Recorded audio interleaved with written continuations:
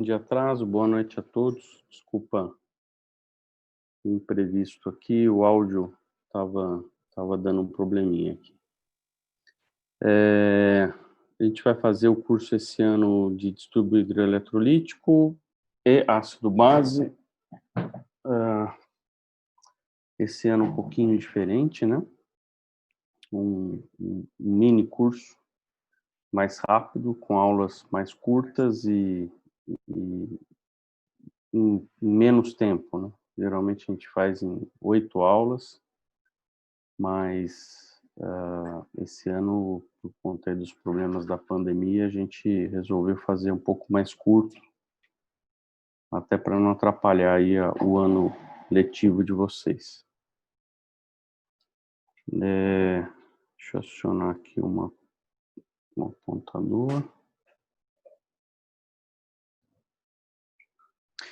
Eu vou começar a falar basicamente sobre a fisiologia, a fisiopatologia dos distúrbios de potássio, e hoje falando principalmente sobre a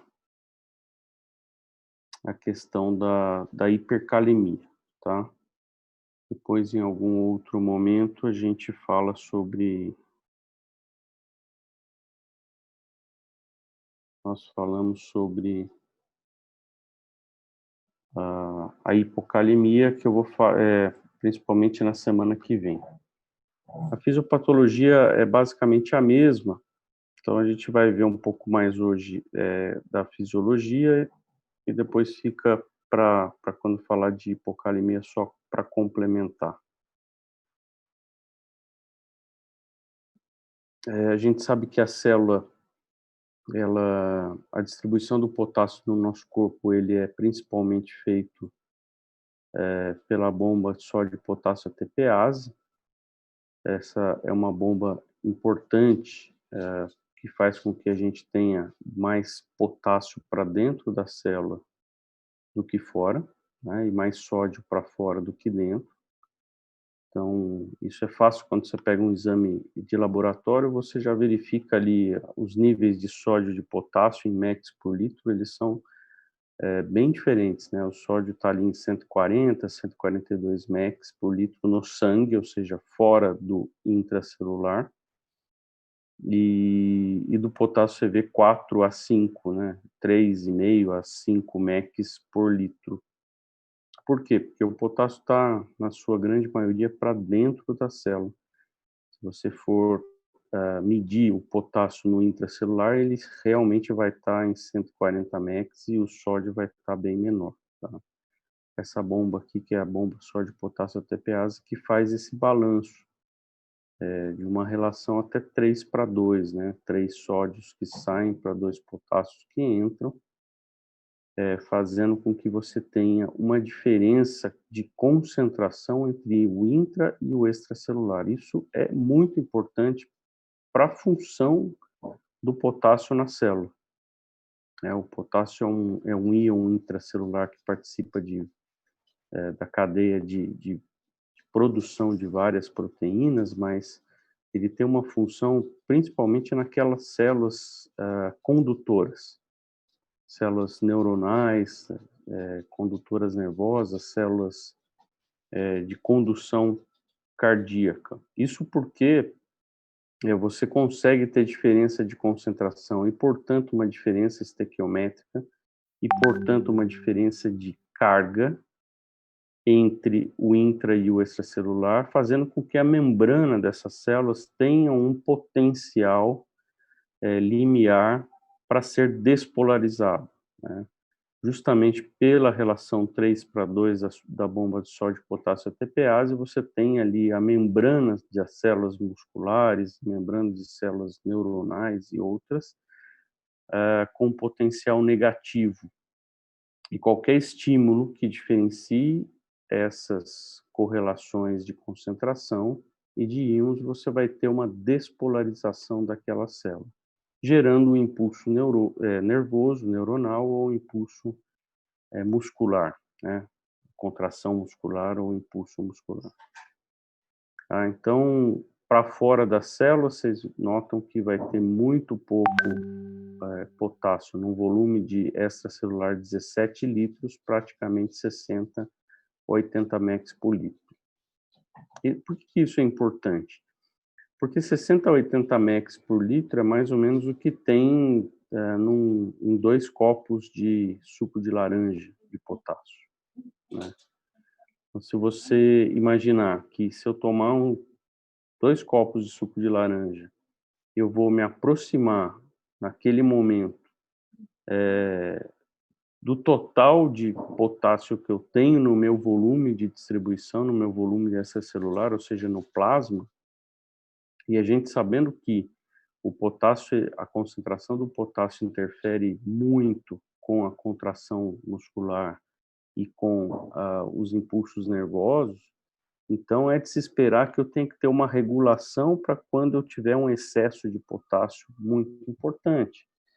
Senão, toda vez que eu tomasse esse suco de laranja, eu entraria em colapso neuronal, colapso muscular. Portanto, o corpo ele tem que lidar com esse potássio de uma maneira muito rápida, para que você não atinja níveis de potássio muito altos no extracelular ou no plasma. Como é que ele faz isso aí? Ele lida em 2 etapas. A primeira etapa, depois que você ingere o potássio, ele joga o potássio para dentro da célula. Ele faz isso através de 3 fatores mais importantes. A insulina, ele é um facilitador da entrada de potássio para dentro das células. A adrenalina é um outro hormônio também muito importante, que consegue abrir canais de potássio e fazer com que o potássio entre na célula. Mas principalmente a concentração plasmática do potássio. O próprio potássio mais alto no extracelular, depois de você tomar os 2 sucos de laranja, vão fazer com que mais canais de potássio vão ser abertos na célula para que você consiga botar o potássio para dentro dessa célula. É o que o corpo faz de mais rápido, é o que o corpo faz para que ele não tenha problemas com a condução neurológica ou muscular de imediato. É você mais ou menos tamponar o potássio para dentro da célula, né? Tamponar aqui numa palavra mais didática do que a real. E quem faz isso são os canais de potássio, tá? E quem mantém isso é a bomba de sódio potássio ATPase, tá? Então esses 3 fatores são importantes e é importante que a gente guarde essa fisiopatologia, porque o tratamento ele é basicamente às custas de antagonismo ou agonismo de insulina, adrenalina e concentração de potássio. Quando você pensa, por exemplo, numa hipercalemia, eu vou tentar melhorar aqui ou aumentar a insulina, eu posso aumentar a ação da adrenalina na célula e a própria concentração vai fazer com que eu jogue o potássio para dentro da célula. Bom, dito isso, depois que o potássio entra na célula, a gente ganha um tempo, fica mais tranquilo, né, para que não tenha nenhuma alteração neurológica ou nervosa. E depois de mais ou menos 6 horas, 6 a 8 horas, o rim vai fazer a segunda etapa, que é botar esse potássio para fora do corpo. Então, a etapa mais rápida entra na célula, etapa um pouco mais demorada é pegar todo esse excesso de potássio que você ingeriu e que agora já está dentro da célula, e lá no túbulo coletor jogar o potássio para fora. E é engraçado que a palavra é realmente assim, secretar potássio, porque apesar do glomérulo conseguir filtrar muito do potássio e a gente reabsorver praticamente todo o potássio no túbulo proximal, nos túbulos proximais e alça de Henle, é no ducto coletor que eu vou pegar o potássio e secretá-lo na urina, né, fazer uma excreção através da urina. Então não é uma coisa passiva, é uma coisa que eu tenho um ajuste muito fino através de uma secreção lá no ducto coletor. em mais ou menos 6 horas, né. E aqui nós temos alguns fatores, como a gente tinha na primeira etapa, os 3 fatores principais que eram insulina, adrenalina e concentração de potássio. Aqui o fator muito importante, hormonal, é a presença da aldosterona. Nós vamos comentar um pouquinho mais sobre a aldosterona quando falar de sódio. É um hormônio muito importante que é produzido lá na, na zona glomerulosa da adrenal, na glândula supraadrenal, que fica em cima do rim. A aldosterona, ela é o hormônio final da via do sistema renina-angiotensina-aldosterona. Então, ela é estimulada, a sua produção é estimulada pela presença de angiotensina 2. Então, não deixa também de ser um hormônio de hipovolemia. Lembrando que quando temos hipovolemia, nós temos uma hiperprodução de renina, hiperprodução de angiotensina 1, transformação muito de angiotensina 1 em angiotensina 2, e essa angiotensina 2 é a responsável por ir lá na zona lá na adrenal e fazer com que se produza muito aldosterona. A aldosterona, ela vai no ducto coletor, a gente vai ver com mais detalhes daqui a pouco no slide, vai fazer com que se reabsorva mais sódio no ducto coletor, em troca de uma saída de potássio ou uma saída de um H+, tá? Já que a aldosterona faz a abertura dos canais de sódio no ducto coletor, esse sódio é absorvido sem o cloro. Com isso, a gente precisa jogar uma carga positiva de novo no túbulo, lá na urina. Essa carga positiva vai depender de concentrações ou não, mas é o potássio ou é o H+. É interessante que aqui também você tem um outro fator muito importante, que é o fluxo distal de sódio e água. Vocês vão notar durante a aula que vão aparecer alguns QR codes. Se vocês lerem o QR code com o celular, vai sempre ter ou uma questão sobre o assunto falado, né, uma pergunta. Então, algumas perguntas um pouquinho mais elaboradas, assim, ou uma questão de prova de residência, para mostrar para vocês como é que caem esse assunto. E, ou mesmo uma referência, uma figura um pouco mais elaborada, do up-to-date, coisas extra que não daria tempo da gente falar aqui, tá? Então, pode ler, no final a gente pode discutir na próxima aula sobre esse fluxo distal de sódio e de água, lá no ducto coletor.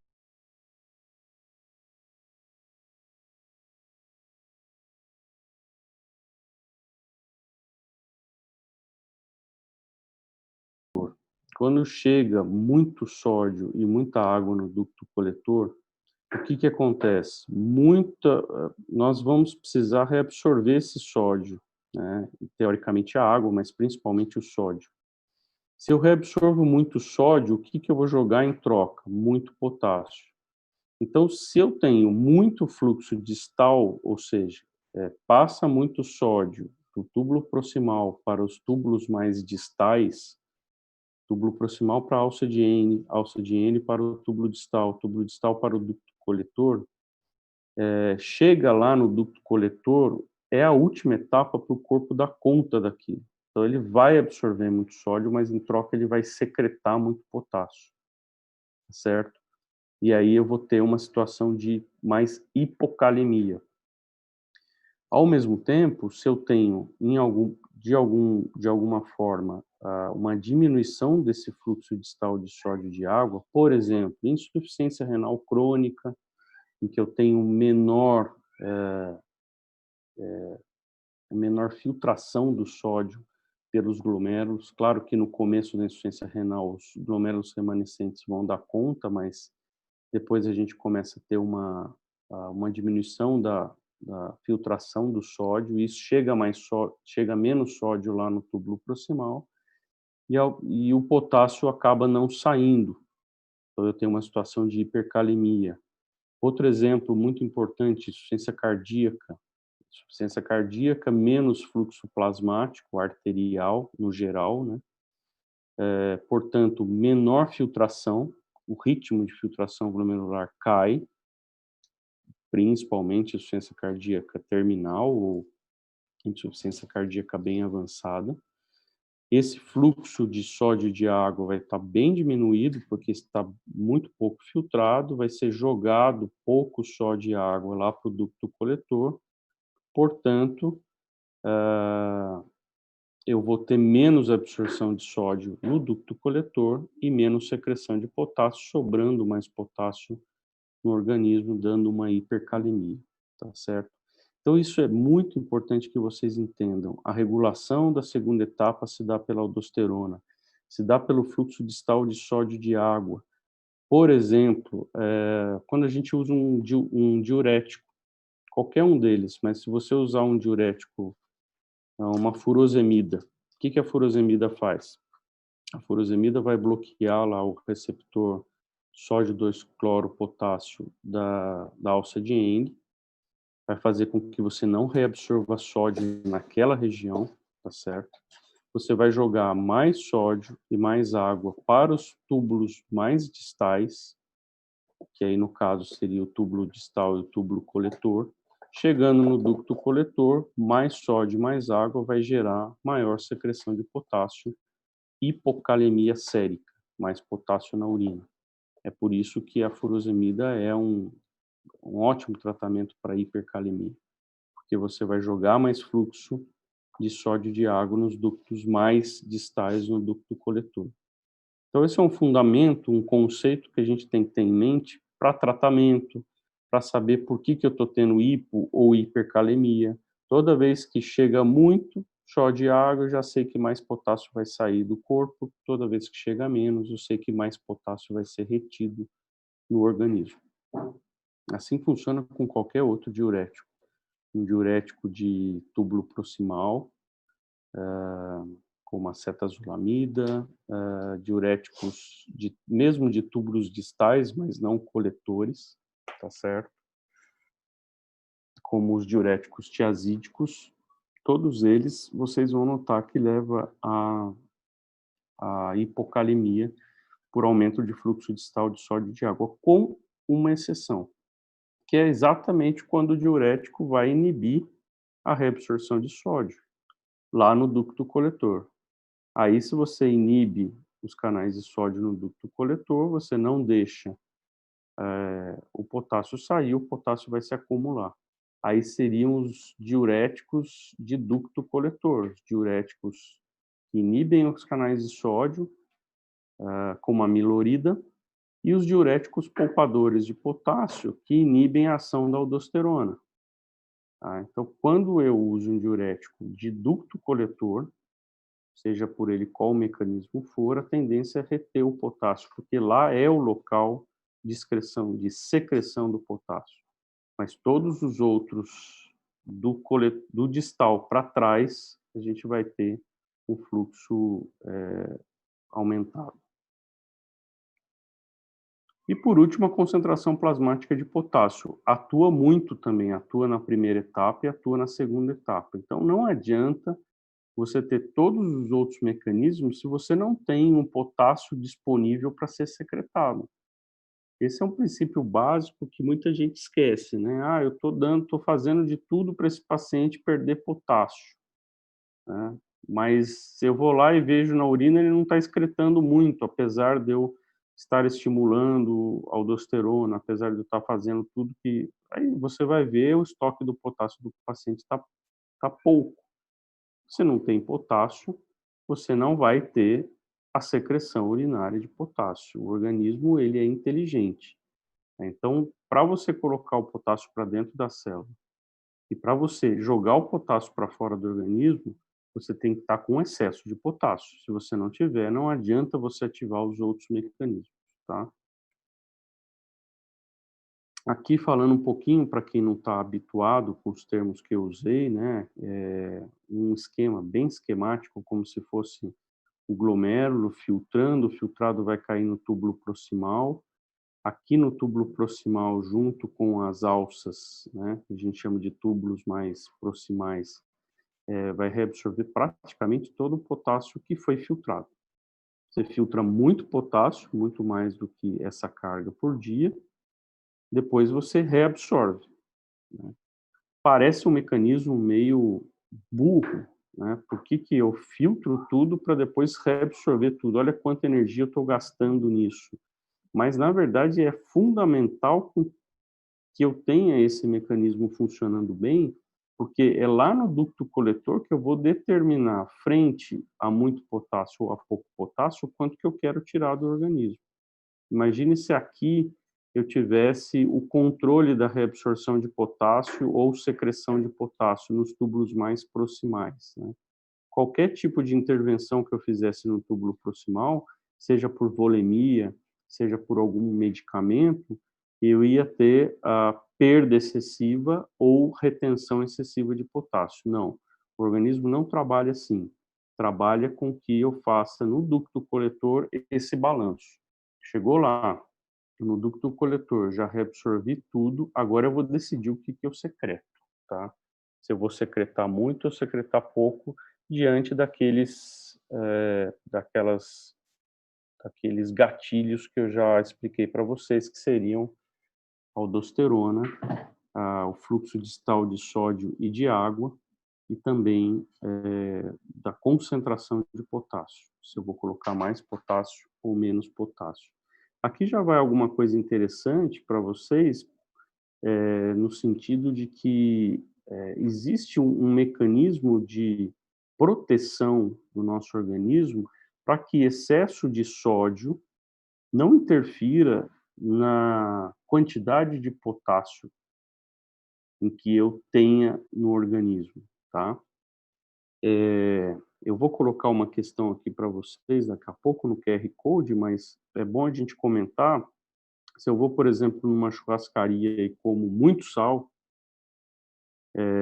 eu vou filtrar muito sódio, né, muito sódio e água. Isso vai ultrapassar a capacidade do meu túbulo proximal em reabsorver esse sódio e essa água, certo? Então vai acabar chegando muito sódio e água nos túbulos mais distais, por exemplo, no túbulo coletor. Qual que seria a minha tendência nesse caso? Lembra que eu falei, se chega muito fluxo de sódio e água nos túbulos mais distais, no ducto coletor, por exemplo, mais reabsorção de sódio e mais secreção de potássio. Então eu tenderia a ter hipocalemia se eu comesse muito sódio, né? E aí eu teria mais excesso de sódio e água no ducto coletor. Então, por que que isso não acontece? Qual que é o mecanismo protetor que faz com que eu vá numa churrascaria, coma muito sódio, muita água, ou eu coma lá um pacote de batata chips e não saia tendo cãibra por hipocalemia, né? O mecanismo é que quando eu acabo ingerindo muito sódio, muita água, eu vou acabar inibindo o sistema renina-angiotensina-aldosterona, correto? Se eu inibo o sistema renina-angiotensina-aldosterona, porque lá nas células da mácula densa, a gente vai ter, provavelmente vai comentar um pouquinho disso mais para frente, nas células da mácula densa, eles vão perceber, entre a arteríola aferente e o túbulo distal, nós vamos perceber que eu estou expandido de volume, vou inibir a renina, não produz angiotensina 2, não produz aldosterona. Não produzindo aldosterona, eu tenho uma tendência a diminuir a absorção de sódio e segurar o potássio. Mesmo que esteja chegando muito sódio e água aqui no ducto coletor, e é importante que chegue e que eu elimine esse excesso, né, já que eu ingeri muito, eu tenho que jogar para fora, mas isso não vai ser muito influenciado, porque a minha aldosterona vai estar em níveis quase indetectáveis. Então, mesmo chegando muito sódio lá, eu não consigo reabsorver e secretar o potássio. Então, eu vou fazer um balanço, vou fazer um equilíbrio. Isso é uma proteção que eu tenho contra mecanismos de distúrbios do potássio frente a excesso de sódio ou falta de sódio. Eu vou passar com vocês de uma maneira mais detalhada, vocês vão me perdoar que essa primeira aula, eu gosto de falar um pouquinho mais sobre a fisiopatologia, porque nas outras aulas isso facilita. Quando a gente falar de hipocalemia, eu já passo um pouco mais rápido nessa parte, e para falar dos distúrbios de sódio, vocês já vão estar habituados também com a fisiopatologia dos túbulos. Para explicar um pouquinho da absorção de potássio no túbulo proximal, aqui praticamente todo o potássio, tá, é reabsorvido como se aqui fosse o filtrado glomerular, aqui a célula tubular e aqui o sangue, né, o que está voltando, eu reabsorvo o que foi filtrado, reabsorvo para dentro do sangue, do plasma, né. O potássio ele é muito reabsorvido no túbulo proximal através das junções estreitas das células, por diferença de concentração, porque aqui eu absorvo muita água aqui no túbulo proximal, e aí eu concentro muito o meu potássio, já que eu diminuo o meu solvente, o potássio vai lá para cima aqui no túbulo proximal, e acaba por diferença de concentração passando para o lado sérico. Lembrando que eu sempre tenho a ajuda do sódio potássio ATPase para fazer essa transição do intra para o extracelular, tá certo? Então, para qualquer mecanismo de reabsorção de sódio e de água no túbulo proximal, eu vou sempre compensar com reabsorção de potássio. É por isso que o túbulo proximal é o cara que mais faz o trabalho de reabsorção de potássio no organismo.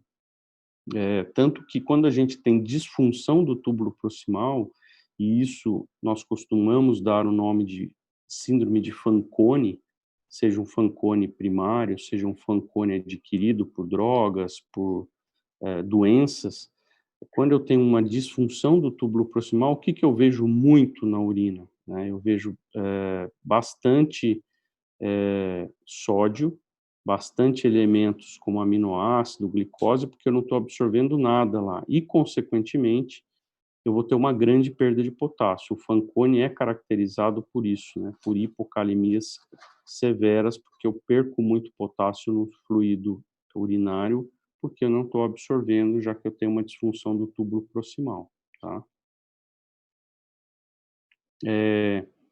Aqui eu vou passar um pouquinho rápido também para falar da alça de Henle. A alça de Henle, o nosso ator principal aqui é o cotransportador sódio-potássio 2-cloros, né?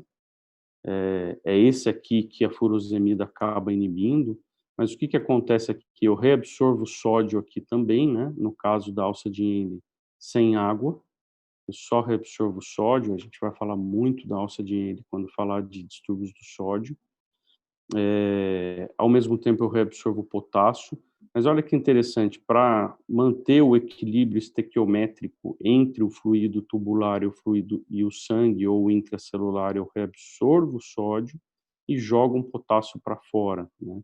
Jogando esse potássio para fora, eu vou criar um mecanismo de polaridade positiva no túbulo e vou reabsorver vários cátions, entre eles sódio, potássio, cálcio e magnésio. Tá? Então é um mecanismo indireto, mas de alguma forma eu tenho uma reabsorção de potássio já na alça de Henle, tá? Aí você vai me perguntar, bom, então a furosemida inibindo esse sistema aqui, eu vou inibir a reabsorção de potássio aqui, é só isso? É por isso que a furosemida faz perder potássio? Não. A gente já viu que essa reabsorção é pequena de potássio, a reabsorção maior de potássio é lá no túbulo proximal, né? Então, quando você tem uma furosemida, como é que você faz perder potássio? Porque você vai jogar muito sódio para o túbulo distal e, consequentemente, para o ducto coletor, onde as células principais lá do ducto coletor vão pegar o sódio na presença de aldosterona e na presença de excesso de potássio, né? Você pega o sódio no ducto coletor e joga o potássio para fora. Estou sendo repetitivo para que a gente consiga afirmar esses conceitos de uma maneira importante. E no ducto coletor, que é aquele que eu estava falando da segunda etapa, né? É aqui que o rim determina o que fica, o que sai de potássio no corpo, porque os primeiros túbulos são mão de obra. Filtrou, reabsorveu. Eles não pensam. Filtrou, reabsorveu. É aqui que eu vou decidir. Tem muito potássio, tem pouco potássio, tem muito sódio. O que eu vou secretar de potássio no ducto coletor? Os famosos canais ENaC, canais de sódio. Esses canais eles são multiplicados na presença de aldosterona, visto que a aldosterona é um hormônio de reabsorção de sódio no ducto coletor. Os canais de potássio, os famosos canais RONC da célula principal do ducto coletor, são multiplicados na presença de aldosterona, tá certo? A atividade da bomba sódio-potássio ATPase é multiplicada na presença de aldosterona. Então, a aldosterona, ela faz com que você tenha um turbo, essa é a palavra, você turbina o ducto coletor para reabsorver sódio e jogar potássio para fora. Então, em situações em que eu tenho muita aldosterona, eu vou ter mais reabsorção de sódio e mais liberação de potássio, consequentemente, potássio na urina, consequentemente mais hipocalemia. Em situações em que eu tenho pouca aldosterona, que são os hipoaldos, nós vamos ver nessa aula, eu vou ter pouca reabsorção de sódio e menos secreção de potássio, vai sobrar o potássio mais para o sangue, eu tenho situações de hipercalemia. Tá? Aqui um esqueminha animadinho para dizer o que a aldosterona vai turbinando, né? Ela turbina sódio potássio ATPase, turbina os canais ENaC e turbina os canais de potássio. Isso eu não vou falar agora, é o famoso TTKG, que é o transporte transtubular de potássio. Isso eu vou deixar para falar na aula seguinte, que é sobre hipocalemia. É através da aferição do transporte de potássio no túbulo coletor ou nos túbulos renais, que eu vou ter uma noção de quem que é a culpa, do qual ação está tendo no meu rim. Se o meu rim está fazendo a ação de secretar potássio de uma maneira correta ou não, né?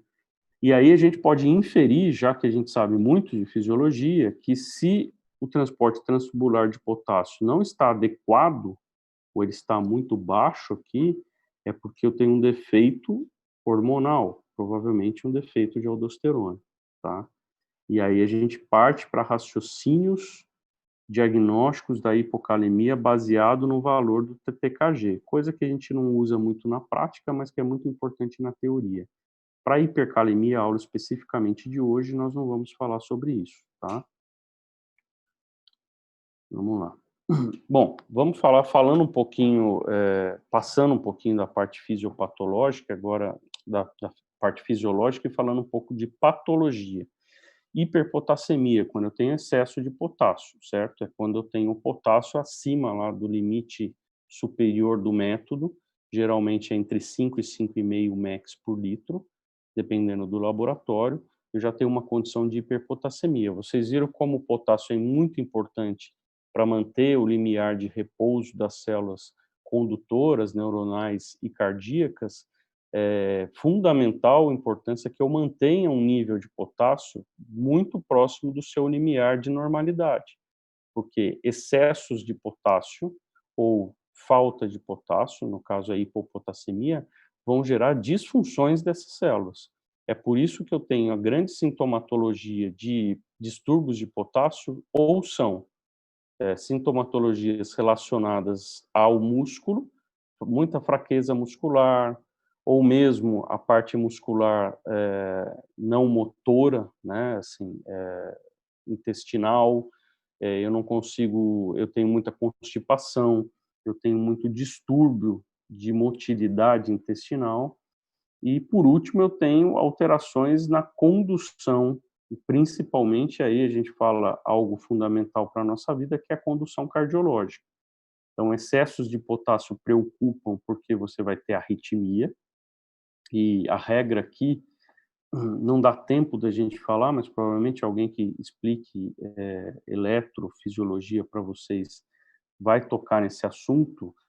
quanto mais potássio eu tenho, né, eu tenho um limiar, uma diferença de limiar entre o potencial de repouso e o potencial deflagrador do estímulo muito grande, e aí eu diminuo a minha frequência cardíaca, tá?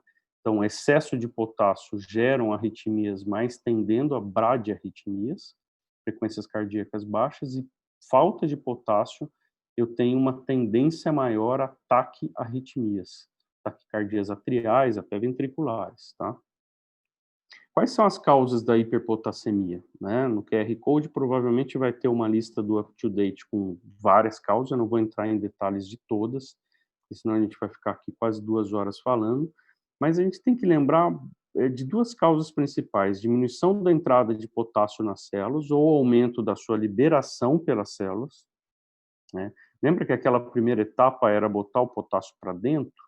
Então, se eu tenho uma diminuição dessa capacidade por algum motivo de colocar o potássio para dentro, ou mesmo eu pego o potássio, que é muito intracelular, e libero ele demais para o extracelular, eu vou ter hiperpotassemia.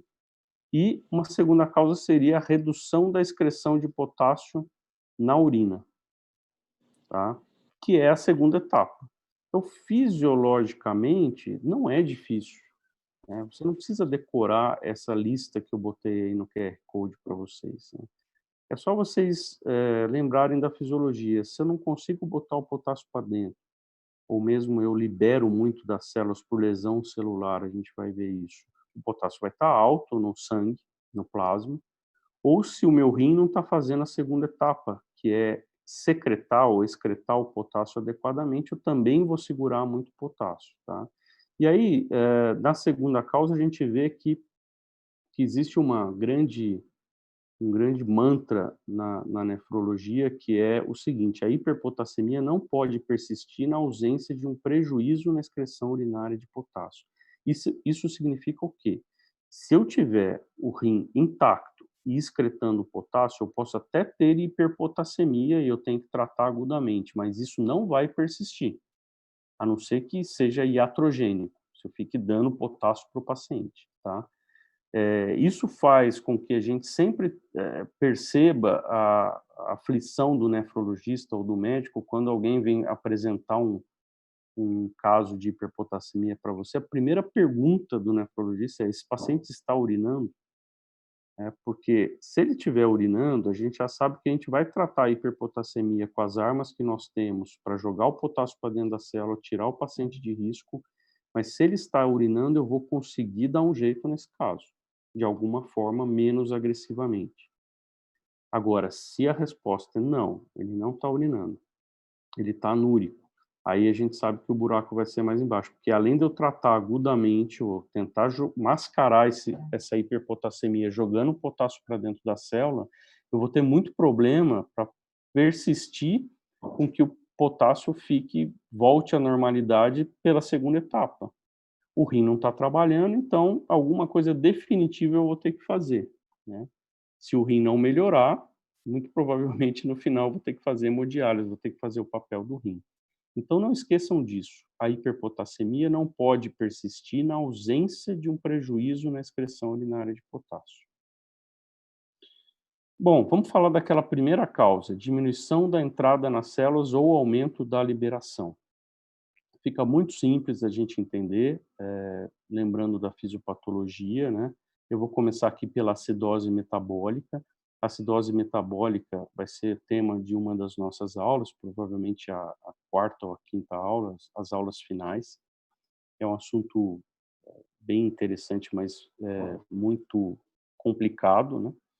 Mas uma arma que nós temos na acidose metabólica, que nada mais é do que o acúmulo de íons H+ no nosso organismo, é que a gente consiga tamponar esse H+, né? O que seria tamponar? Eu pego o excesso de ácido e tampono ou através do meu bicarbonato, mas tem uma hora que o meu bicarbonato começa a se esgotar, mas uma medida que o organismo faz para com que esse H+ seja mascarado, tamponado, é jogar o H+ para dentro da célula, né?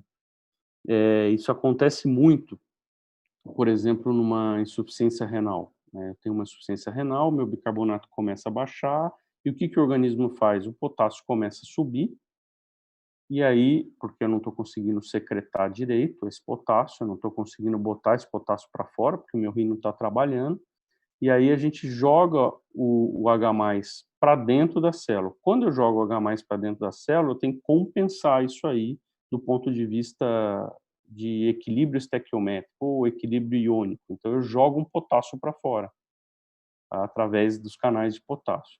Então na acidose metabólica, em que eu tenho muito H+, eu uso o artifício de jogar o H+, o íon hidrogênio para dentro da célula, mas ao mesmo tempo eu jogo o potássio para fora, gerando uma hipercalemia. Então é uma causa muito, mas muito comum de, ah, de hipercalemia e acidose metabólica. E aí depois você tem que ir atrás do porquê que você está em acidose, né. Agora tem uma coisa interessante que eu vou aproveitar e eu gosto de dar essas dicas um pouco diferenciadas, né, fica muito mecânico você pensar que, toda acidose metabólica, eu tenho acidose metabólica, tenho muito H+, o potássio está alto porque está saindo. Nas acidoses orgânicas, o que que é acidose orgânica? Que é algo é um ácido gerado ou um ânion gerado, né, pelo metabolismo, deficiente de alguma substância, né. Então você, assim, você cria um ácido novo dentro do seu corpo, tá. Não é uma falta de bicarbonato, não é um excesso H+ que você não está conseguindo excretar na urina. Na verdade, eu estou criando um novo ácido. O grande exemplo é a cetoacidose diabética, né. Eu tenho o ácido, glicobutírico, eu tenho o ácido oxalacético, eu estou criando novos ácidos, na verdade estou criando ácidos, estou criando ânions, né, ânions e cátions, mas eu estou criando ácido.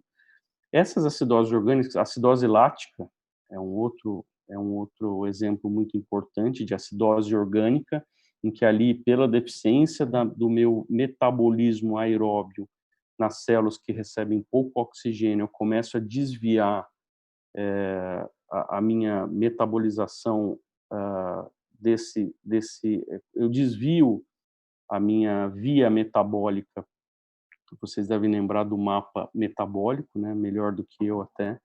Eu desvio o meu ciclo de Krebs para uma área, para uma função que não utiliza o oxigênio, e aí eu acabo produzindo muito ácido lático. Esse ácido lático vai dar uma acidose metabólica orgânica, né.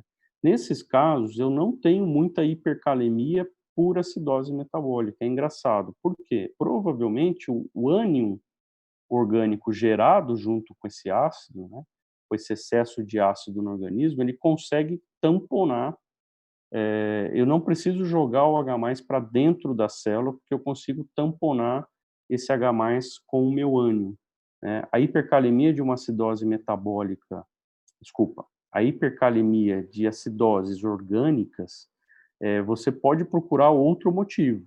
Por exemplo, na acidose lática, será que ele não está tendo uma disfunção renal e ele está fazendo uma IRA? Na cetoacidose diabética, muito provavelmente o excesso de potássio, ele é muito mais por falta de insulina. Lembra que a insulina é aquele hormônio que bota o potássio para dentro da célula? Então, se eu não tenho insulina, o potássio fica para fora da célula. Ele é muito mais por deficiência por diferença de concentração. Eu tenho muita o meu líquido extracelular está muito hiperosmolar, eu tenho muita glicose. Isso faz um arraste de água de dentro da célula para fora da célula, e essa água, ele vem pelo canal de água arrastando o potássio para fora da célula. Então a hipercalemia da cetoacidose diabética ou a hipercalemia da acidose lática é muito mais por outros mecanismos do que o tamponamento, entre aspas, desse H+ para dentro da célula, tá. Eu sei que dificultou um pouquinho, mas é importante que vocês saibam isso, porque isso vai de encontro ao tratamento da acidose metabólica lá na frente, né. Essas acidoses orgânicas não adianta eu ficar dando muito bicarbonato, o problema não é esse, eu tenho que consertar a via inicial. Se é deficiência de insulina, eu dou insulina, se é uma hiperglicemia, eu vou tentar tratar essa hiperglicemia, se é uma acidose lática, por, sepse, eu vou tratar a sepse, se é por deficiência de volume, eu vou tratar a hipovolemia, tá. O segundo causa de diminuição na entrada das células é se eu não tenho o hormônio que bota o potássio para dentro da célula, a deficiência de insulina e hiperglicemia no diabetes compensado. Lembrando que esse é a grande causa mesmo da hiperpotassemia da cetoacidose diabética, né? Porque é uma coisa meio estranha você imaginar, se vocês estão fazendo o raciocínio do cara que é diabético e está descompensado, ele começa a descompensar o diabetes há 4 dias atrás, porque ele resolveu parar a insulina dele e começou a comer muito doce, né. E aí a glicemia dele vai aumentando, aí o que acontece? Eu tenho uma hiperosmolaridade sanguínea, o meu rim vai filtrar tudo isso aí, toda essa glicemia, essa glicose em excesso vai cair nos meus túbulos, né. O túbulo proximal, ele tem um limite para reabsorver essa glicose lá no túbulo proximal, ele consegue reabsorver um pouco, mas o resto vai acabar saindo na urina, né. E quando eu deixo o meu fluido tubular muito cheio de algum soluto, eu puxo água junto. Então, se eu tenho muita glicose, eu vou puxar água junto para minha urina vai ficar diluída, porque eu vou ter a famosa diurese osmótica, eu tenho um outro osmol dentro da urina puxando água. É a famosa poliúria do diabetes, é aquele paciente que chega para você e fala: "Nossa, estou urinando 6 litros por dia". Por quê? Porque ele está com uma hiperglicemia, está com deficiência de insulina, a glicose está saindo na urina e está puxando água. Aí ele desidrata, né. Se ele desidrata, ele começa a querer tomar água, então ele tem poliúria, né, e polidipsia, são os P's. E tem polifagia também, né, que a deficiência de insulina faz com que você tenha mais fome. É um mecanismo mais ou menos, compensatório do nosso organismo, né. Ao mesmo tempo, se você pensar nesse paciente que está urinando muito, está tendo uma poliúria, está saindo muita água lá para os túbulos, distais, lembra que eu falei quando sobra muita água para os túbulos distais, o que que acontece com o potássio? Muita secreção de potássio, então as poliúrias da diabetes perde muito potássio na urina. Então por que que esse cara que está em cetoacidose diabética, por que que ele chega com, potássio elevado no pronto-socorro? Se ele está há 3, 4 dias perdendo praticamente metade do seu estoque de potássio do organismo lá pela urina, né, ele está urinando potássio. Eh, uma explicação mais fácil, dado por muitas pessoas, porque ele está em acidose, né, se ele está em acidose, o H+ entra, e o potássio sai, e por isso que ele está. Tudo bem, isso é um pouquinho, uma porcentagem, a explicação é essa mesmo, tá. Mas não é toda, porque vocês ouviram falar que em acidoses orgânicas eu consigo compensar o meu H+ fora da célula, não preciso botar ele para dentro da célula. Então o que mais está fazendo esse potássio ir para fora da célula? A deficiência de insulina, ele não consegue entrar, tá certo? E também a condição de hiperosmolaridade, arraste de água para fora da célula, arraste de potássio para fora da célula. O bloqueio beta-adrenérgico, lembra que eu falei que a adrenalina é um hormônio que bota o potássio para dentro da célula? E se eu bloquear os receptores da adrenalina na célula, o que que eu vou fazer com o potássio? Ele não entra e eu deixo o potássio para fora. São os nossos famosos beta-bloqueadores, né. Em contrapartida, se eu quero botar o potássio para dentro da célula, eu estimulo os receptores beta-adrenérgicos. Tem uma substância muito famosa de você estimular os beta-adrenérgicos, os receptores, que é o famoso Berotec, né, o formoterol, ou qualquer um estimulador de beta-2 adrenérgico, você faz grande captação de potássio para dentro das células. É uma das coisas que a gente usa para tratar a hiperpotassemia. Então, se lembrar da fisiopatologia, fica muito fácil de lembrar das causas, né. Se eu tenho muito potássio dentro da célula, por conta da bomba só de potássio ATPase, se eu destruo essa célula, se eu faço uma lise dessa célula, ou através de rabdomiólise, ou através de lise tumoral, eu vou jogar muito potássio no plasma, isso pode dar hiperpotassemia. Aí já não é mais diminuição de entrada, e sim aumento da liberação. E o exercício físico, né? O exercício físico é interessante que exercícios muito extenuantes podem liberar de uma maneira rápida, muito potássio para fora da célula. Isso acontece muito provavelmente porque o potássio ele é um grande inibidor da via de do ciclo de ATP e de AMP cíclico do músculo. Isso funciona mais ou menos da seguinte maneira: eu preciso, para aquela região muscular que eu estou trabalhando demais, eu preciso de uma hipervascularização.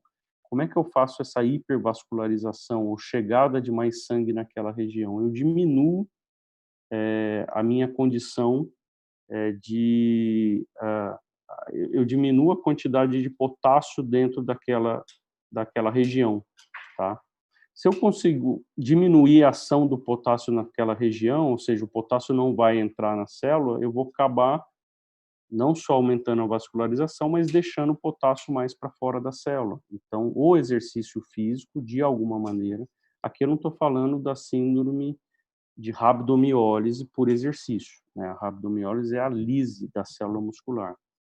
O exercício em si faz com que eu tenha uma diminuição local de entrada de potássio dentro da célula, pensando na minha vascularização maior daquela região, já que eu estou usando aquela região para mais exercícios físicos, tá bom? E a segunda causa que vocês lembram é exatamente a redução da excreção de potássio na urina, e aí eu sei que o problema não está na primeira etapa, e sim na segunda etapa. Por exemplo, liberação distal de sódio e água reduzida, tipicamente associada a uma redução significativa do ritmo de filtração glomerular. Isso eu já expliquei. Insuficiência renal avançada, cai o débito urinário, né, porque eu estou fazendo menor ritmo de filtração, menos sódio e água lá para os ductos mais distais e maior acúmulo de potássio dentro do organismo, e uma depressão significativa do volume efetivo, por exemplo, na insuficiência cardíaca. A redução da excreção de potássio pode ser por falta da aldosterona. Já aprendemos que a aldosterona potencializa todo aquele mecanismo de secreção de potássio e reabsorção de sódio. Então, se eu tenho hipoaldosteronismo, eu tenho excesso de potássio, tá? Um dos exemplos é o hipoaldo hiporreninêmico, né? Quando você fala essa palavra, a pessoa até cai para trás, né? Ou você bota numa questão assim, ela pula a questão, né? Ah, não vou fazer essa não, muito difícil. Não é difícil não, é só tentar traduzir aqui, ó. Hiporreninêmico tem pouca renina. Então, situações que você produz pouca renina, você acaba produzindo pouca, transformando pouco angiotensinogênio em angiotensina 1, consequentemente menos produção de angiotensina 2. Lembra que um dos estimuladores da aldosterona é a angiotensina 2, talvez o maior estimulador da aldosterona seja a angiotensina 2. Então, se eu tenho uma condição de pouca angiotensina 2, eu tenho um hipoaldosteronismo, mas justificado não porque eu estou produzindo pouca aldosterona por si só, por exemplo, de uma disfunção adrenal. Eu estou produzindo pouca aldosterona porque eu tenho pouco estímulo, né, pouca renina. Isso pode acontecer muito em diabéticos, tá? Quando a gente fala em diabéticos, o diabético crônico, ele leva à lesão daquela célula da mácula densa produtora de renina. A hiperglicemia faz com que você tenha, efetivamente, grande produção ali de produtos, de inflamação da glicose, os EIDs, e você faz com que, com o tempo, aquelas células da mácula densa, produtoras de renina, elas começam a serem lesadas e fibrosar. Então, mesmo que você tenha estímulo para a produção de renina, ela não produz. Você tem mais ou menos constante uma hiporreninemia frequente, tá? E aí qualquer coisinha que faça com que a renina realmente abaixe, o potássio vai lá para cima. Por exemplo, se eu uso num diabético um inibidor de enzima de conversão, ou um bloqueador de receptor, ou um inibidor de potássio, eu vou fazer com que a minha renina realmente fique mais baixa e meu aldo, eu tenho um hipoaldo muito frequente. Então, no diabético, é frequente você ter um hipoaldo hiporreninêmico por deficiência de produção de renina nas células da mácula densa. Isso a gente chama, quando a gente fala de acidose metabólica, vamos falar de acidose tubular renal tipo 4. É o hipoaldo hiporreninêmico, muito comum no diabético. Outra condição que leva a isso, a anemia falciforme. anemia falciforme, pela falcização das hemácias, aquela região já é uma região que vai ter uma hipóxia maior, você falciza a hemácia ali, você acaba destruindo as células produtoras de renina, pouca produção de renina. Então, qualquer condição que leva à hiporreninemia pode levar ao hipoaldo e, consequentemente, hiperpotassemia, né? Muito interessante isso aqui. O IECA, inibidor de enzima de conversão, óbvio, né? Se eu estou inibindo a conversão da angiotensina 1 e angiotensina 2, eu inibo também a produção de aldosterona, potássio mais alto.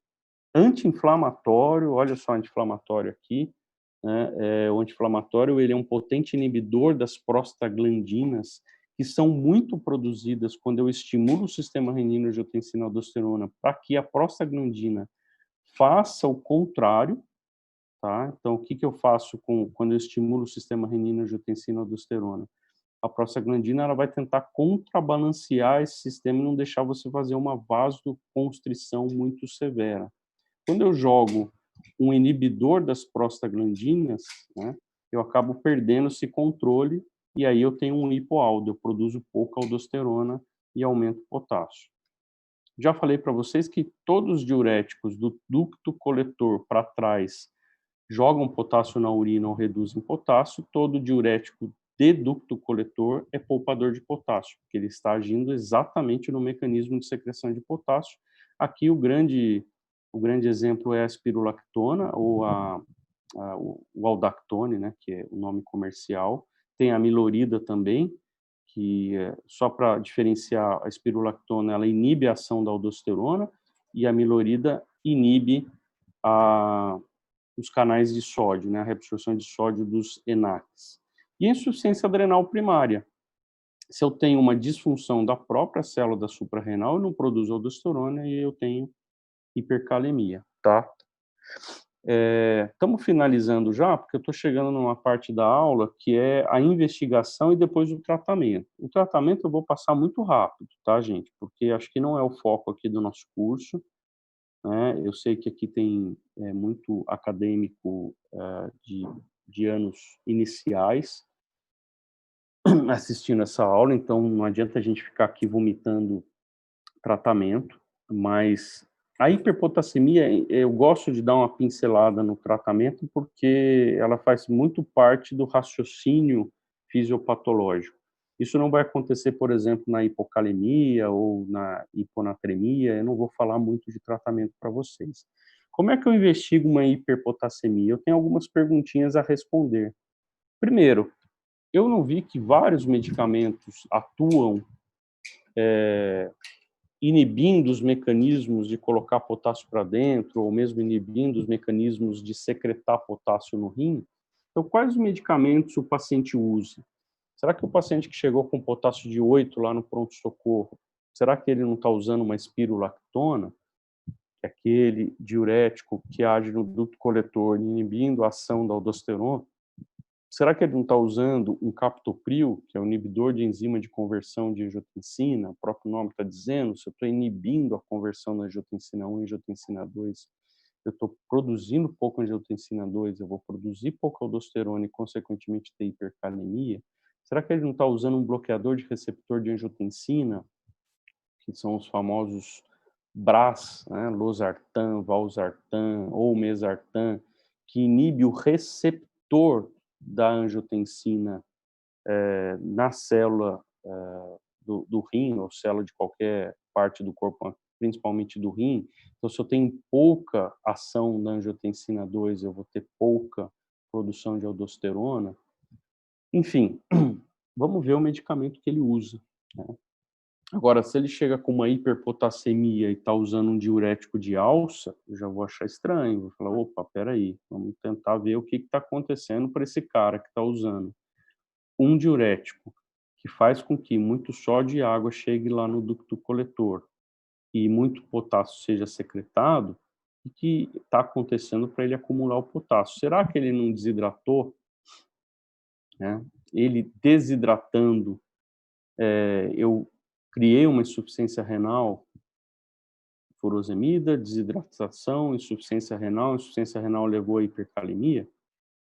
Será que esse paciente começou a ter hipovolemia, começou a usar o diurético em grandes doses, não repôs a sua volemia, começou a desidratar, e desta forma, desidratando, ele fez o quê?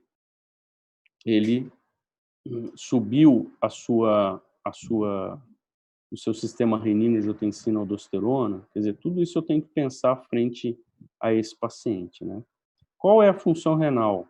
Lembra da frase, né? Não existe hiperpotassemia persistente se eu não tiver um prejuízo do rim. Então, a função renal, aquela famosa pergunta temerária do nefrologista, né? Tá urinando? Quanto está a creatinina? Porque se eu tenho um potássio de 8 e você me fala que o paciente não urinou uma gota em 24 horas, né? Se ele não tiver obstruído, a coisa vai complicar para o paciente, né? E para o plantonista também. O doente está acidótico, né? Mostrei para vocês que a acidose faz parte de uma das causas da hipercalemia. Então, eu tenho que saber, tenho que responder essa pergunta para analisar o que está acontecendo com o meu potássio. Há algum indício de que eu estou tendo liberação de potássio da célula? Hemólise, lise tumoral, rabdomiólise? A hipercalemia pode dever-se ao hipoaldosteronismo? Posso ter uma disfunção de adrenal, posso ter um hipoaldo hiporreninêmico, ou pode ser simplesmente iatrogênica. E preste atenção nessa causa iatrogênica dentro dos hospitais, né? Porque não é incomum que a gente, por exemplo, em pós-operatório, faça lá o sorão tradicional para repor sódio, repor potássio do paciente que está muito tempo em jejum, e aí o paciente às vezes desidrata um pouquinho, começa a fazer uma insuficiência renal, começa a reter potássio, começa a reter ácido, e a acidose leva a uma hipercalemia, e você está dando potássio para ele, né? Então, várias avaliações durante pacientes internados, você se depara com potássios altos porque você está dando potássio para o paciente, né? Ou mesmo através da dieta. É aquele paciente que já tem uma insuficiência renal, ele interna, ninguém prestou atenção, ninguém perguntou para o paciente, e soca fruta, banana para o paciente. Quando você vai ver, o potássio dele está lá em cima. Ele mesmo fala, nossa, eu não como isso em casa, né? Vocês estão me dando aqui. Quadro clínico, sempre relacionado à condução ou à parte muscular, fraqueza muscular. Esse é o eletro que vocês têm que guardar do paciente com hiperpotassemia, né? São essas alterações. Eu começo a ter uma onda T em pico, tá? Eu começo a deprimir a onda P, eu prolongo o intervalo PR e, por final, eu começo a alargar o meu QRS, tá? Que é a última fase, né? Esse alargamento do QRS vem em conjunto com diminuição da frequência cardíaca, então, muito importante no exame físico, a frequência cardíaca de um paciente que chega com hiperpotassemia. Muito diferente o paciente que chega com potássio de 7, está com a frequência normal, você faz um eletro, ele está com o eletro bonitinho, do paciente que chega com 6.9, 6.8 e a frequência dele está em 30. Quando você vai ver, ele está bloqueado, na verdade, por alterações do potássio. Esse limiar vai depender muito de cada paciente, do que ele está tomando, se ele tem uma hiperpotassemia crônica ou aguda. Os crônicos toleram mais. O paciente que tem insuficiência renal crônica, ele mantém um potássio um pouquinho mais alto, que na verdade, lembra que eu falei que um dos estímulos para botar o potássio para dentro da célula e um dos estímulos para fazer com que o potássio saia no rim é uma hipercalemia, é a quantidade de potássio no corpo, né? O nível sérico do potássio. Então, o renal crônico, quando ele chega lá no 5,5, no 6, como se fosse aquilo uma situação para ele sempre estar tentando secretar mais potássio no rim, né, pelos glômerulos remanescentes, ou mesmo para botar mais potássio para dentro da célula. Então, o cara com insuficiência renal crônica, estágio 4, estágio 3B, o estágio 5, tirando o paciente em diálise, né, ele está muito acostumado. Tirando não, o paciente em diálise também chega com potássio de 6,5, assim, conversando, né? Para ele é tranquilo aqui. É crônico. Diferente de um paciente agudo. O paciente que faz uma pós-renal, uma creatinina sobe, ele não está conseguindo urinar, o potássio dele sobe para 6,5, ele pode ter uma parada cardíaca, né? 6,5, 7, porque o organismo, as fibras nervosas e musculares não estão acostumadas com esse tipo de diferença entre o intra e o extracelular. Onda tem pico e prolongamento do QRS. Aqui já vai aquela dica que eu acho que todo mundo tem que ter na cabeça que trabalha em pronto-socorro, vai trabalhar em pronto-socorro, né? O paciente chegou com hiperpotassemia ou com uma suspeita, eletrocardiograma, tá? Isso vai salvar a vida dele, tá? Não adianta deixar o eletro por último. Primeira coisa, eletrocardiograma. Se ele tiver alterações eletrocardiográficas típicas da hiperpotassemia, ele tem que ganhar um gluconato de cálcio ou qualquer sal de cálcio para estabilizar a membrana de condução do feixe de condução nervosa do coração. Senão aquele paciente você pode até conseguir diminuir mais para frente o potássio, mas ele vai estar sujeito a arritmias fatais. Então, o eletro é fundamental na análise de um paciente com hiperpotassemia no pronto-socorro, tá? O tratamento eu vou passar rápido, tá? Prometo para vocês, mas é muito fácil. Primeira coisa que eu tenho que ver, será que esse cara tem risco de ter uma bradiarritmia e ter uma parada? Eletrocardiograma no cara. Hiperpotassemia com eletrocardiograma alterado, eu vou jogar uma substância ali que vai estabilizar a membrana para ficar mais tranquilo e ganhar mais tempo para fazer as medidas para tirar o potássio do paciente. Então, eu faço o gluconato de cálcio se o eletro estiver alterado. Lembre-se, o cálcio não baixa o potássio. Vocês não viram nada falando na aula que eu tinha que botar o cálcio para jogar o potássio para dentro ou para fora. Tá certo? Então, o antagonismo ali é para você fazer com que a membrana se estabilize do feixe nervoso cardiológico para que você não esteja sujeito a arritmias. E se o paciente estiver numa arritmia mais grave e hipercalemia, muitas vezes o gluconato de cálcio tira o paciente dessa gravidade. Então, eu tenho um paciente, por exemplo, que chega com potássio de 9 e chega com frequência de 40 bloqueado, muitas vezes, ou com o complexo já largando, você faz o gluconato de cálcio e no monitor mesmo você já vai vendo o complexo QRS afinar e a frequência dele subir. Então é fundamental essa primeira etapa. Depois eu penso com calma em como eu vou fazer esse potássio entrar na célula, para eu ganhar tempo, né? Não é isso que o organismo faz? Bota o potássio para dentro, depois ele remove do corpo. E vocês já sabem como é que faz. Eu boto insulina para o paciente, né, para botar o potássio para dentro. Lembrar que a insulina baixa a glicose, né? Então, se o paciente não está muito hiperglicêmico, se eu der só insulina, eu vou matar o paciente de hipoglicemia, não vai adiantar nada. Então, eu dou insulina e glicose. Faço uma continha de 5:1, não interessa para vocês aqui, é a famosa glicoinsulina, ou solução polarizante. Potássio está alto, faz uma glicoinsulina, boa, faz a glicoinsulina, você vai botar o potássio para dentro, o potássio vai cair lá do seu 7,5 para o 6,8, 6,9, e você vai ter tranquilidade durante o seu plantão para pensar numa causa definitiva desse paciente. Eu estimulo os beta-adrenérgicos, falei para vocês, uso um pouco do formoterol, do Berotec, jogo o potássio para dentro da célula, tiro o paciente da urgência. Bicarbonato de sódio, lembra? Se o paciente estiver acidótico, ele está acidótico e o potássio dele está em 8, o bicarbonato está lá 18, 17, 15, 10, poxa, legal, vou usar um bicarbonato de sódio, porque aí eu ganho tempo, né? O bicarbonato de sódio vai corrigir a acidose e o potássio vai deixar de sair da célula, tá? Remoção do potássio do corpo, tô acabando, tá? Não se aflinja. A remoção do potássio do corpo, diuréticos, principalmente o diurético de alça, já falei aqui várias vezes. A resina de troca, que é você jogar uma substância no intestino que vai trocar o sódio ou o cálcio pelo potássio, então eu não vou deixar absorver potássio naquela região, pelo contrário, eu vou fazer com que o potássio seja eliminado nas fezes, tá? Isso a gente chama, a gente chama não, é resina de troca, o mais comum é o Sorcal. Hoje tem diversas, né, nos Estados Unidos tem outro tipo, hoje a gente tem já sendo produzido, ainda não tem no Brasil, uma resina de uso crônico, diário, né, que é o Patiromer. que é muito bom para hiperpotassemia crônica, em que eu tenho que otimizar os remédios do paciente, por exemplo, insuficiência cardíaca.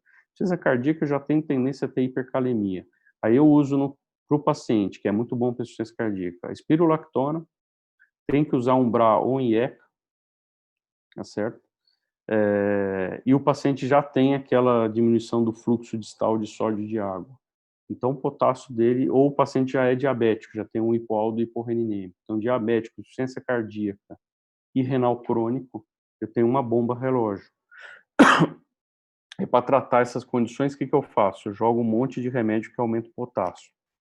Não é incomum eles aparecerem lá no pronto-socorro com potássio de 8, 9 e com uma arritmia cardíaca, né? Nesses casos, a gente pode lançar a mão de algumas substâncias que cronicamente vão compensando, eu posso usar esses remédios que são muito bons para insuficiência cardíaca. Hoje a gente tem o Patiromer como um grande candidato aí a ganhar as nossas receitas nos próximos anos. E por último, quando não conseguir tratar o paciente aqui em cima, continua mal, não conseguir dar diurético para o paciente, ou em casos assim, o paciente já é dialítico e não urina, chega com potássio de 9 no seu plantão, tá? Não adianta fazer diurético, não vai urinar. A resina vai agir daqui a 8 horas, ele está com potássio de 9 e está fazendo arritmia. Você vai dar o gluconato de cálcio, vai fazer uma glicoinsulina para jogar esse potássio lá para 8, 7 e pouquinho, vai usar o beta 2, vai fazer o bicarbonato se o paciente tiver acidótico, muito provavelmente está, é o paciente que faltou na diálise de quarta-feira, não urina, comeu lá uma caixa de manga, né, cheia de potássio, e veio exatamente no seu plantão com uma frequência cardíaca de 40. Não adianta você ligar para o cardiologista, né? Ele vai ligar para você e vai falar, ó, meu filho, se vira, né? Não vou passar marca-passo num paciente com potássio de 9. Então você vai ter que ligar para o nefrologista, e o nefrologista vai ter que dar conta de tirar esse potássio do corpo através da diálise, que vai ser o único mecanismo que você vai conseguir realmente remover. Claro que o cálcio está aqui no topo, para esse paciente não morrer. Eu tenho medidas aqui para ganhar tempo, então é comum também nesses casos o nefrologista falar, olha, não tem como dialisar esse paciente agora. Então você faz uma glicoinsulina, você faz uma inalação, faz um bicarbonato e mede o potássio daqui mais ou menos 1 hora, né? Aí, Doutor, oi. a Luísa Grip fez uma pergunta se ela pode se pode se usar uma associação da glicoinsulina com antagonista beta 2 no paciente na emergência. Sim, tudo isso que eu estou falando não é um ou outro, tá? É um e outros, né? Você vai associando coisas para baixar o potássio. Não existe uma regra para isso, mas a gente costuma dizer assim que potássios até mais ou menos 6,5, a gente fica basicamente na glicoinsulina, nos agonistas e nos diuréticos quando o paciente não está desidratado. Cuidado com o diurético de alça, eu já falei isso aqui. Às vezes o paciente chega desidratado, em insuficiência renal, e o potássio está aumentado por isso, né? E aí eu vou e dou um diurético. Em vez de estar ajudando, na verdade eu vou estar piorando a desidratação, a insuficiência renal e o potássio vai subir, tá? O diurético de alça, então, utilizar em situações em que o paciente não está desidratado. A grande situação é quando o paciente lá com insuficiência cardíaca chega hipervolêmico, né? Um edema agudo e hipercalemia. E está urinando. Aí é ótimo, né? Você usa Lasix, bastante Lasix, ele vai urinar, vai melhorar a congestão dele e vai tirar o potássio do corpo. Mas, Luísa, você pode utilizar, isso aqui é o seu armamento, né? Como se você tivesse lá no pronto-socorro, assim, um armarinho cheio de gavetas, assim, hipercalemia, tá cheio de gavetinha, tem uma gavetinha com glicoinsulina, beta, e você vai lançar a mão de acordo com a sua avaliação clínica. Não esquecer que a primeira gaveta tem que estar lá escrito, faça um eletro, né? fez o eletro, vai ver, tem alteração eletrocardiográfica? Tem gluconato de cálcio, até melhorar a alteração, tá? Pode repetir 2, 3 vezes o gluconato de cálcio, né? Tomar um cuidadozinho só de ver como é que está o cálcio do paciente, né? De coletar o cálcio para você não ter hipercalcemia, mas até você pode estar autorizado a fazer o cálcio frente a uma alteração eletrocardiográfica sem mesmo ver o cálcio do paciente, tá?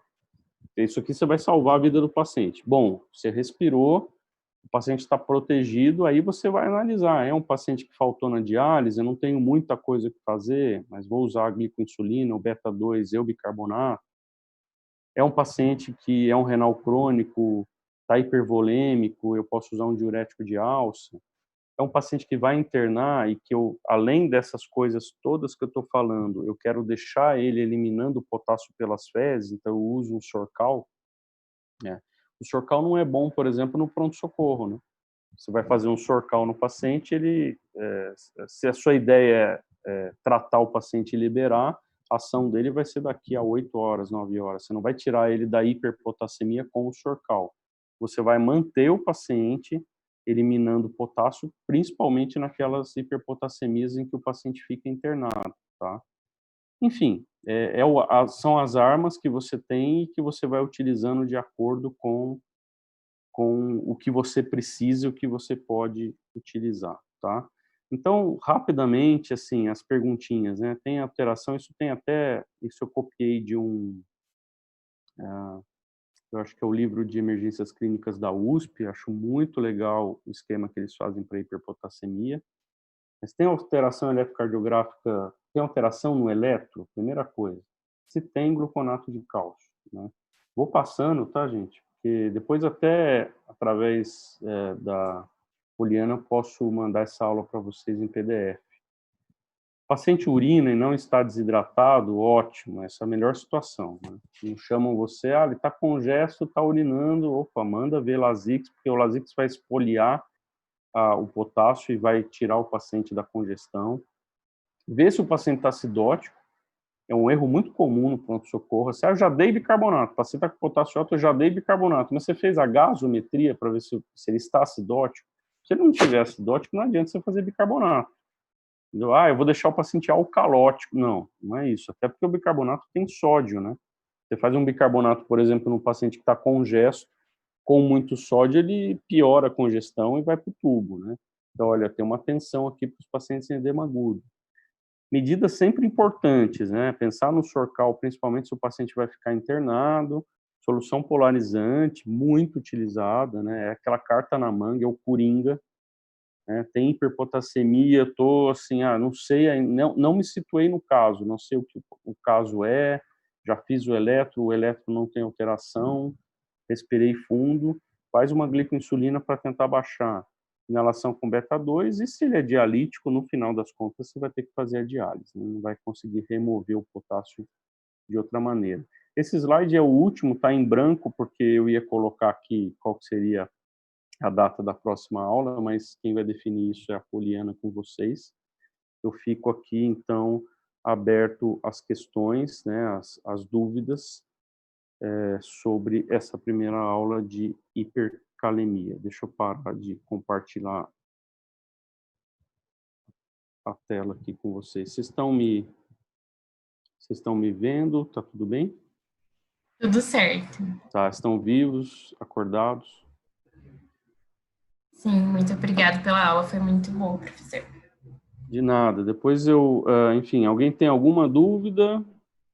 A Luísa já perguntou aqui e eu já respondi, né? Então tá bom. Professor, Oi. além do paciente desidratado, quais outros cuidados que eu tenho que ter com o diurético? Cuidados em que sentido? Por exemplo, se você tem um paciente, isso eu estou falando de situações de hipercalemia, tá? É isso que você está perguntando, né? Você fala cuidados gerais. Não, sim, no paciente com hipercalemia, mas assim, o que eu preciso me preocupar? Antes de dar o diurético, eu preciso conferir.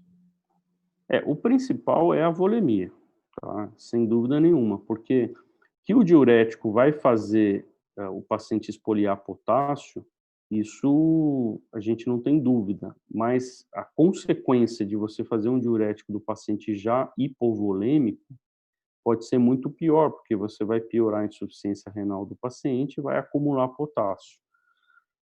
Então, por isso que eu falo que é um armário com várias gavetinhas ali.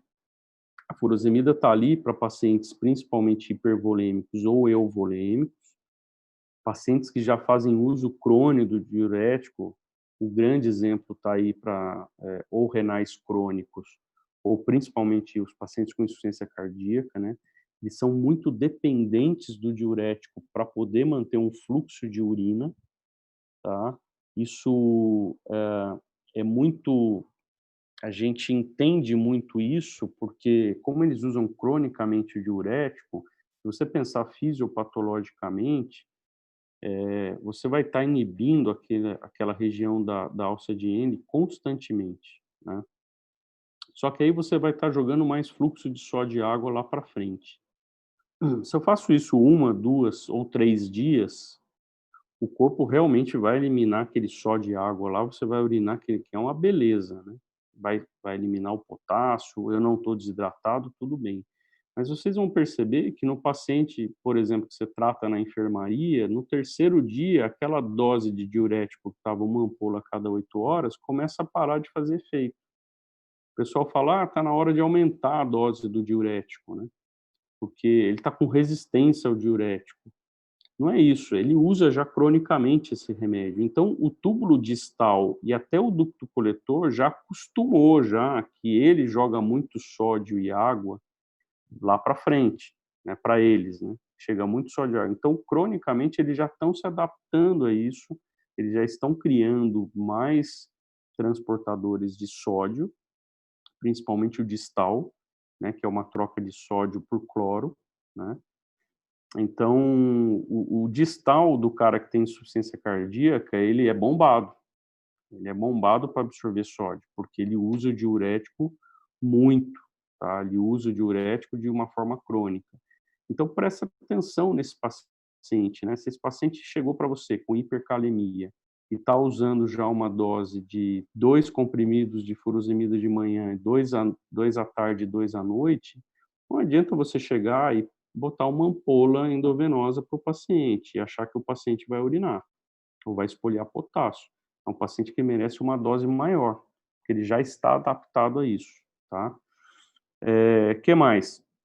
O diurético em uso crônico, ele leva a uma situação de alcalose metabólica. Isso a gente vai aprender no curso, né?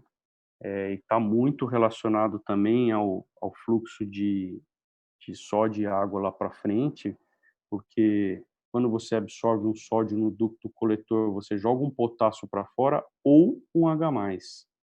Esse detalhe eu não contei hoje, né? Eu fingi que não sabia disso, porque senão complica muito a cabeça de vocês. Eu vou falar mais na aula que vem, e principalmente quando eu falar sobre alcalose. Então, ou eu boto um potássio para fora, ou eu boto um H+ para fora. Então, grandes fluxos de sódio e água levam a perda de muito H+ na urina e consequentemente, alcalose metabólica. É uma coisa que você tem que, de repente, estar prestando atenção se ele é um usuário crônico e você vai fazer mais diurético para o paciente se ele não está muito alcalótico, tá? A furosemida é um potente excretor de cálcio. Vocês viram que quando o potássio ele é secretado no túbulo, em contrapartida da absorção de sódio, o cálcio, o magnésio, todos os cátions vão serem absorvidos. Então, se eu inibo aquela situação, eu estou eliminando muito cálcio na urina. Então, seria interessante vocês darem uma pesquisada no cálcio antes de usar grandes doses de diurético. Tudo isso eu estou falando, gente, de uma maneira assim, para um paciente mais crônico, tá? Um paciente que vai ficar na enfermaria, então você tem que requer esses cuidados. Agora, o cara que está lá na tua frente, com 9 de potássio e estertorando o pulmão, dá-lhe furosemida e depois você vê como é que está a alcalose dele, o cálcio dele, você vê todos esses pormenores, tá? Mas só para te responder de uma maneira mais completa.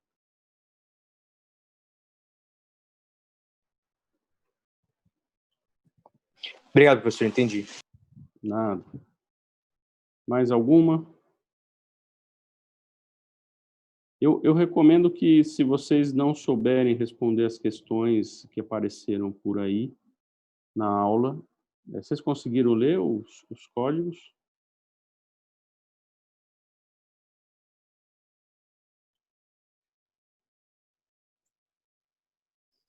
Tá. Ah, legal. Então, se vocês tiverem dúvida nas questões, vocês me mandem por e-mail, a Poliana tem meu e-mail, ou WhatsApp mesmo, a gente vai discutindo, tá bom? Então, na próxima semana, a depender da data de vocês, nós falamos de hipocalemia. Venham com mais paciência, porque a hipocalemia é o buraco mais embaixo. É uma aula um pouquinho mais chatinha, mas também muito tranquila de se entender do ponto de vista fisiopatológico, tá bom? Boa noite a todos aí. Muito obrigada, doutor. Boa noite. Nada. Boa noite, doutor. Doutor, obrigado.